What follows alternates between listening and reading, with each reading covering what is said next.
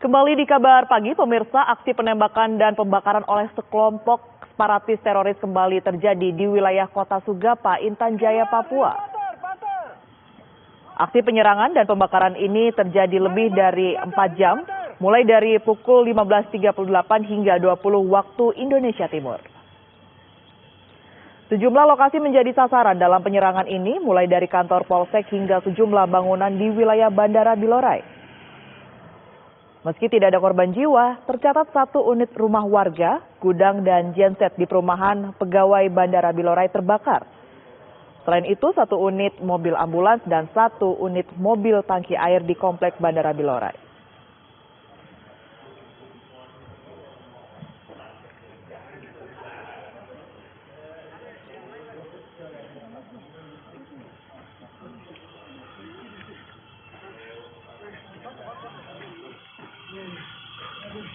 Sudah tidak ada. Kristus.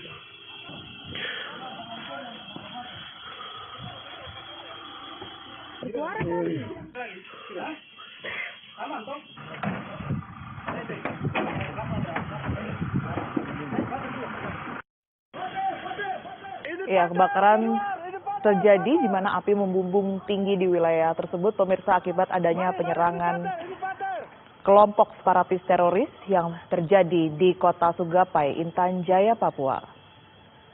Ada sejumlah bangunan yang kemudian ini diserang pada saat itu, di mana warga pun ini juga sibuk menyelamatkan diri, dan kelompok-kelompok tersebut terus melakukan penyerangan.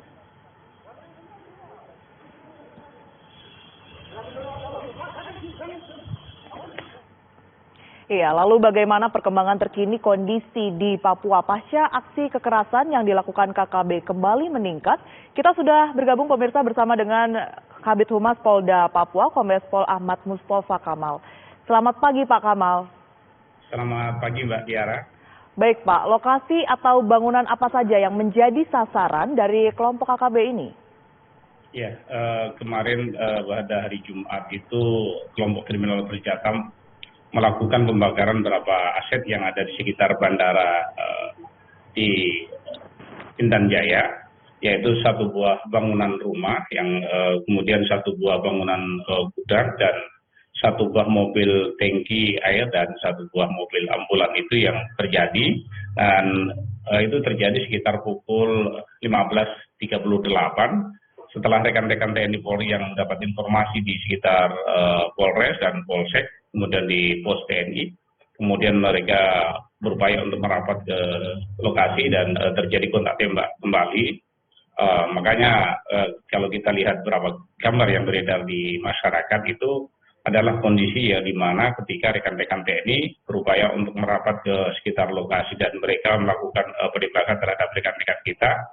Alhamdulillah situasi saat itu bisa terkendali, dalam arti kata warga masyarakat dapat kita evakuasi dan rekan-rekan ini dalam keadaan selamat pada peristiwa kontak tembak tersebut. Terus kemudian perlu kami informasikan, memang setelah peristiwa dari hari Rabu, malam Kamis dan hari Jumat itu terjadi pengungsian atau warga masyarakat mengamankan diri di pos TNI, kemudian di Polsek, di Polres, kemudian ada di 3 gereja yang ada di sana, di mana warga masyarakat merasa tidak nyaman karena kekerasan demi kekerasan yang dilakukan oleh kelompok kriminal bersenjata yang mengakibatkan beberapa warga juga terluka, yang terjadi pada Rabu malam Kamis ya, ketika pada siang harinya rekan-rekan TNI yang sedang melaksanakan patroli mereka melakukan penembakan, ternyata tidak puas, malam harinya mereka melakukan penembakan juga ke pos TNI dan ke Polsek yang ada di Intan Jaya. Terus kemudian tidak dapat dihindari, maka terjadi kontak tembak. Nah, terus kemudian kemarin kegiatan rekan-rekan dari TNI Polri, Kapolres langsung mengendalikan, sehingga untuk beberapa fasilitas yang ada di sana, objek vital, dilaksanakan pengamanan termasuk bandara, dengan harapan bandara ini dapat segera beroperasi karena akses transportasi yang paling strategis dan yang dapat dilalui adalah bandara tersebut. Sehingga mudah-mudahan hari ini dan ke depan bandara dapat digunakan dengan baik, karena di sana ada rekan-rekan TNI dan Polri yang selalu mengamankan. Terus kemudian ada beberapa warga yang kemarin ada di beberapa titik meminta kepada rekan-rekan TNI dan Polri untuk mengantarkan ke kediamannya untuk mengambil beberapa barang yang penting dan kebutuhan keluarganya, karena di sana sekitar 5.859 warga yang saat ini mengamankan diri ya. Mudah-mudahan ini situasi akan lebih kondusif karena rekan-rekan dari TNI Polri juga melakukan patroli di beberapa titik di sekitar kota dan menutup beberapa akses yang keluar masuk warga masyarakat dari beberapa distrik di sekitar Kabupaten Intan Jaya. Artinya Pak Kamal, ini beberapa bangunan yang sempat diserang seperti mungkin Polsek, kemudian juga bandara, ini sudah bisa dikatakan kondusif begitu ya situasinya, dan apakah warga juga sudah bisa beraktivitas normal? Untuk hari ini mungkin belum, Mbak. Dalam arti kata kita harus berikan penguatan kepada mereka, karena saat itu juga mereka juga terkejut dengan rentetan suara senjata ya yang dilakukan oleh kelompok kriminal senjata baik malam Kamis maupun Jumat siang ya. Jadi kita lihat ada beberapa pastor mengamankan diri dari lokasi di mana tidak jauh dari tempat kebakaran, tidak lain adalah untuk menyampaikan pesan bahwa kami adalah sebagai penasihat agama, sebagai pembawa pencerahan di sekitar Intan Jaya, jangan lakukan kekerasan di sana. Makanya ada, kalau kita lihat ada beberapa pastor memberikan pesan-pesan dengan sandi-sandi untuk semua pihak agar tetap tidak melakukan kekerasan tersebut. Sejumlah penanganan sudah dilakukan Pak Kamal, termasuk juga mengerahkan personil untuk mengamankan di titik-titik yang membahayakan begitu. Tapi sebenarnya dari pihak kepolisian sendiri, apakah sudah mendeteksi pergerakan KKB untuk saat ini, Pak Kabid? Iya, ada beberapa kelompok di Gunung Tengah. Dapat kami informasikan untuk daerah Intan Jaya ini adalah daerah strategis lintasan dari beberapa kabupaten ya. Itu jalurnya jalur jalan kaki. Jadi bukan kayak di Jawa, terus kemudian ada di Sumatera, kemudian akses dari beberapa kabupaten langsung ketemu.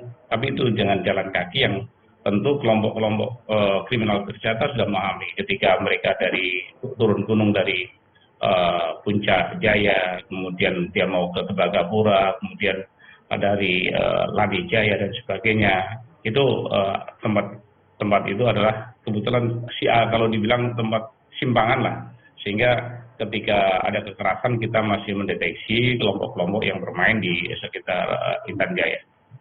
Untuk sejumlah warga ada ratusan hingga ribuan yang kemudian saat ini mengungsi, Pak.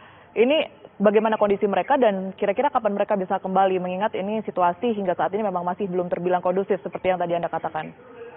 Ya, tentu ini kami juga tidak terlepas dari aktivitas dari Pemda. Pemda mengambil alih untuk mengkoordinir kegiatan warga masyarakat di beberapa titik tersebut. Kemudian kita juga berupaya untuk memberikan trauma healing kepada seluruh warga, baik ibu-ibu maupun anak-anak, khususnya ketika mereka harus menyaksikan situasi dan kondisi yang ada di Intan Jaya. Sehingga kami berupaya semaksimal mungkin untuk melakukan hal itu agar pemulihan warga masyarakat, mental masyarakat semakin kuat untuk bagaimana melaksanakan aktivitas seperti sedia kala. Dan kami berupaya untuk melakukan komunikasi pada stakeholder yang ada di sana untuk bagaimana kita menyampaikan persepsi untuk mengambil langkah-langkah strategis sistematis agar semua kekerasan itu tidak terjadi lagi di Intan Jaya. Maka Bapak Kapolda selalu ingatkan kepada seluruh Satgas maupun rekan-rekan TNI Polri yang ada di wilayah, sebagaimana Bapak Kapolda ditunjuk sebagai penanggung jawab wilayah keamanan dan Pak Pangdam sebagai wakilnya, tidak lain adalah kita menggunakan pendekatan show of fruits, tentu mengoptimalkan peran tokoh masyarakat, peran stakeholder yang ada di wilayah-wilayah kabupaten maupun di distrik yang ada di Pegunungan Tengah.